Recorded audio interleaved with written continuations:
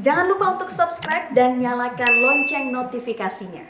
Kementerian Komunikasi dan Informatika menggelar dialog bersama para pimpinan media tanah air yang membahas penanganan pandemi COVID-19 dan peran media dalam menyajikan informasi seputar pandemi.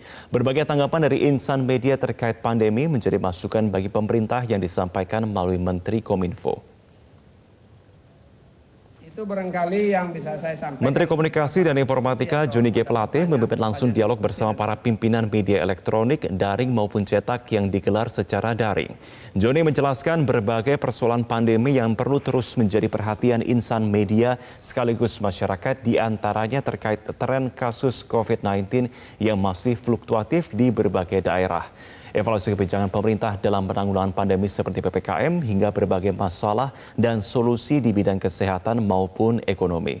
Menkominfo menegaskan berbagai upaya telah dilakukan pemerintah dalam menentukan suatu kebijakan baik dengan melibatkan para ahli dari berbagai institusi pendidikan di Indonesia sekaligus mengacu pada indikator internasional dari Organisasi Kesehatan Dunia atau WHO. Sementara itu, Presiden Direktur Metro TV Don Bosco Slamet menyatakan perlu adanya narasi damai yang disampaikan untuk meredam tensi akibat perbedaan pandangan mengenai penanganan pandemi. Isunya ini tidak lengkap. Tidak lengkap. Kadang-kadang yang kita sampaikan dia masalahnya, tapi penyelesaiannya tidak tersampaikan. Lalu berhenti di masalah. Dan masalahnya teramplifikasi.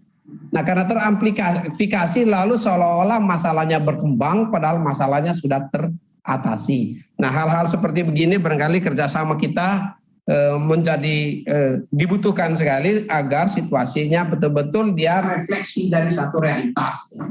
Dan pemerintah pasti sangat serius, Presiden sangat serius untuk mencari segala macam kombinasi kebijakan.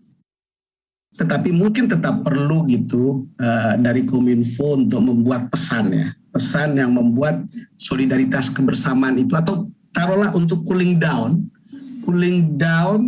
segregasi antara kelompok di dalam masyarakat yang terbawa oleh apakah karena urusan politik, apakah karena urusan sektarian atau urusan apapun gitu.